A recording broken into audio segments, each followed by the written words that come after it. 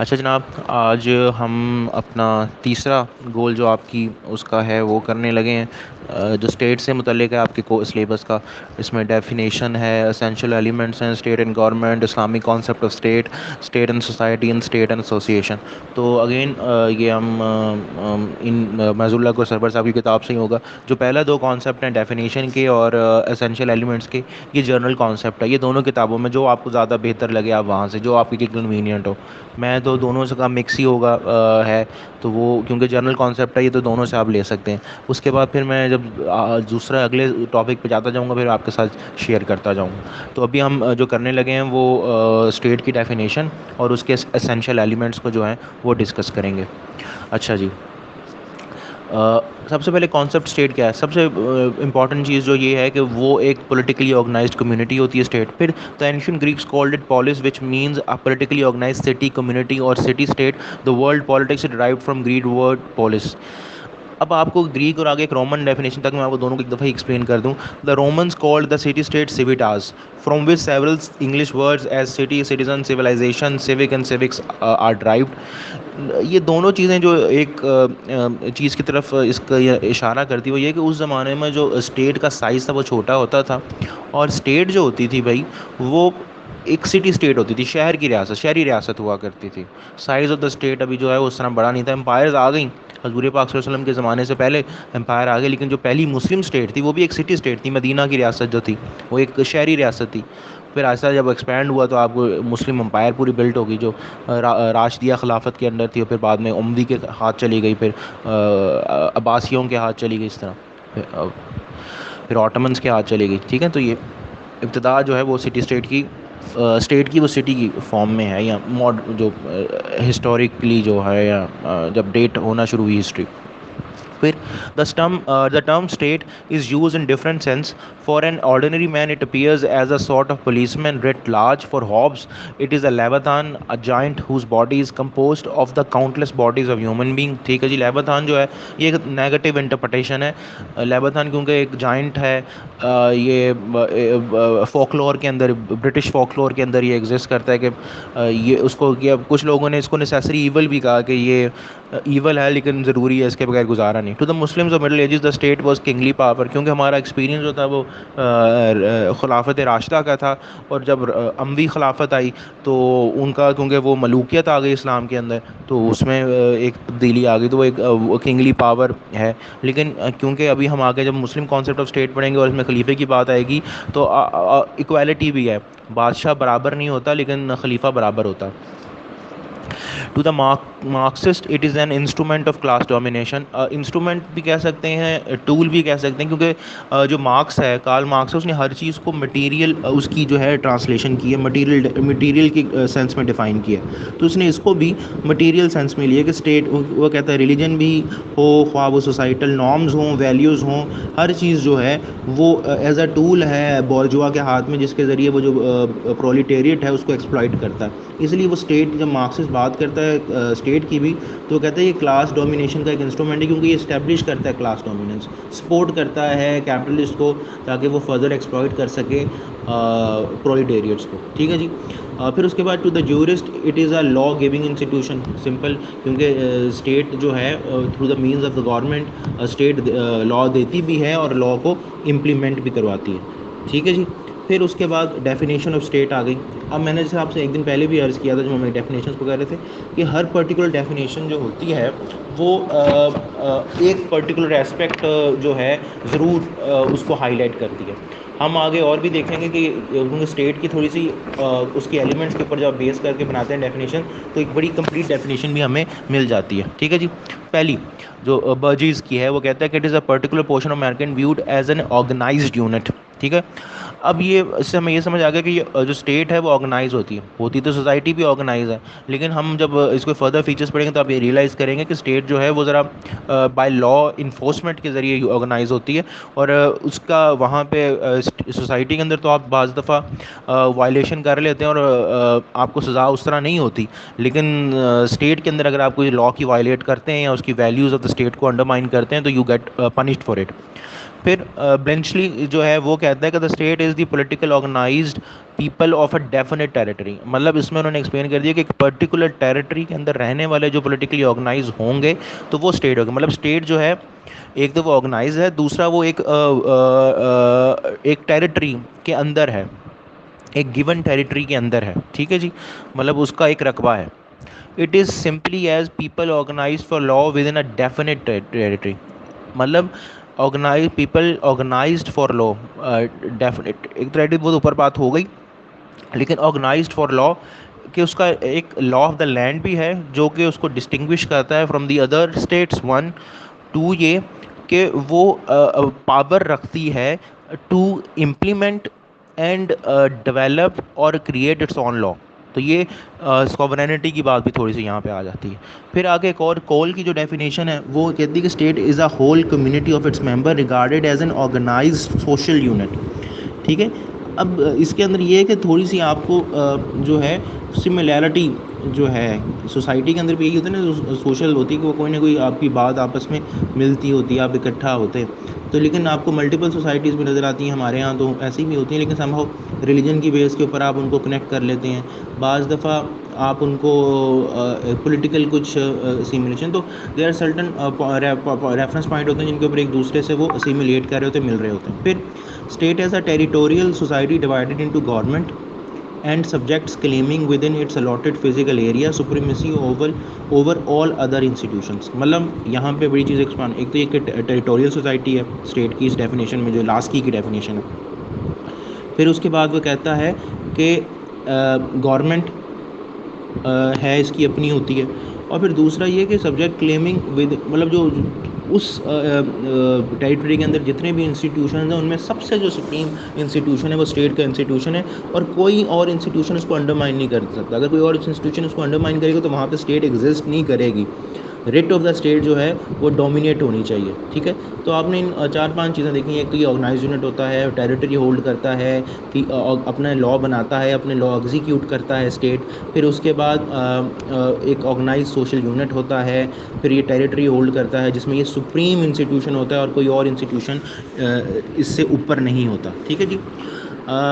The state as a concept of political science and public law is a community of persons more or less numerous permanently occupying a definite portion of territory। ये असल में elements हैं state के ना, चार elements हैं state के, territory, population, फिर उसके बाद सॉवरेनिटी और गवर्नमेंट, ठीक है ना।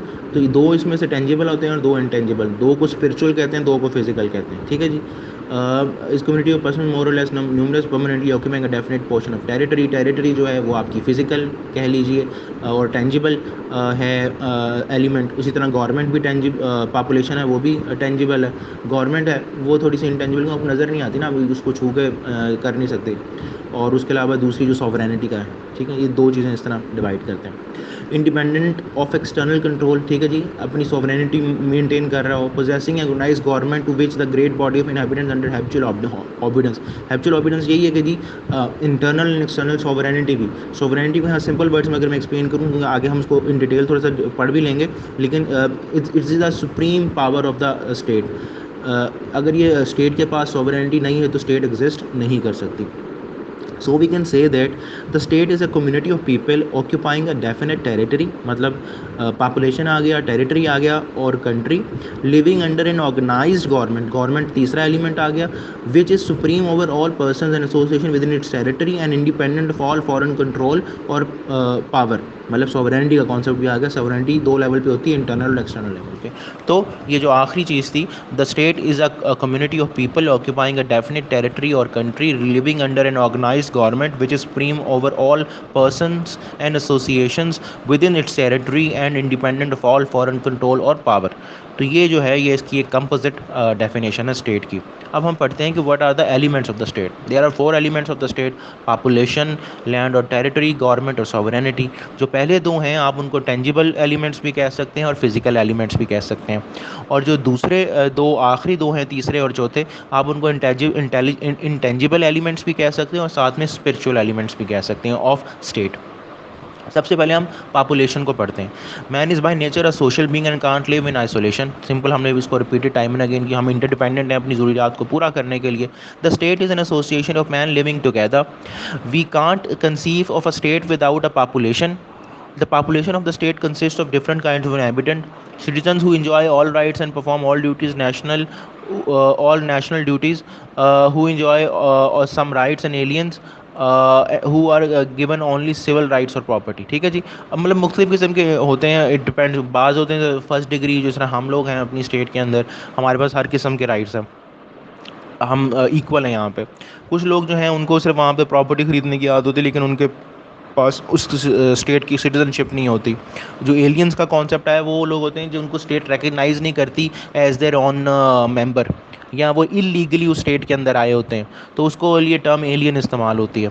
अच्छा, अगेन मैं यहाँ पे कहना चाहूँगा कि ये जो टॉपिक्स हैं आज जिनको हम पढ़ेंगे, इनके लिए अगर आप लोगों के पास अपनी सिविक्स की ईयर 1 की किताब मौजूद हो ना, तो आप बहुत अच्छे तरीके से उसकी तैयारी कर सकते हैं, क्योंकि उसके अंदर ये बहुत अच्छी तरह ये टॉपिक्स गिवन है। ये सारे ना स्टेट का, और स्टेट का क्योंकि पूरा चैप्टर है तो उसमें और अच्छा उन्होंने दिया हुआ है। अच्छा, अब बहुत से जो फिलोसफर्स हैं उन्होंने ना आइडियल पॉपुलेशन भी डिसाइड की है, क्योंकि उस ज़माने में मद्देनजर है जो साइज़ ऑफ द स्टेट है वो छोटा होता था, सिटी स्टेट होती थी। इसलिए जो प्लेटो उसके मुताबिक पॉपुलेशन, जो आइडियल पॉपुलेशन है किसी भी स्टेट की, वो 5040 बंदे हैं। इसी तरह अरिस्टोटल जो है वो कहता है 10,000 होना चाहिए, क्योंकि जब इससे ज़्यादा स्टेट का साइज़ या पॉपुलेशन बढ़ेगी तो स्टेट के लिए पॉसिबल नहीं रहेगा कि वो उनको एक तो सही तरह कैटर कर सकें, फैसिलिटीज़ वेलफेयर प्रोवाइड कर सके। दूसरा ये कि उस ज़माने में डायरेक्ट डेमोक्रेसी का कॉन्सेप्ट होता है, लोग डायरेक्टली इन्वॉल्व होते थे डेमोक्रेटिक और पॉलिटिकल डिसीजंस के अंदर। तो जब ज़्यादा से ज़्यादा लोग हो जाएंगे तो फिर ये गवर्नमेंट के लिए पॉसिबल नहीं रहेगा, स्टेट के लिए, कि वो उनको जो है इस डेमोक्रेटिक प्रोसेस के अंदर इन्वॉल्व कर सकें। फिर आ गया लैंड और territory. It is the second physical basis of the state. The people must live on a definite territory of an appropriate size. They must not wander from country to country like a nomadic tribe. Wandering tribes don't form a state.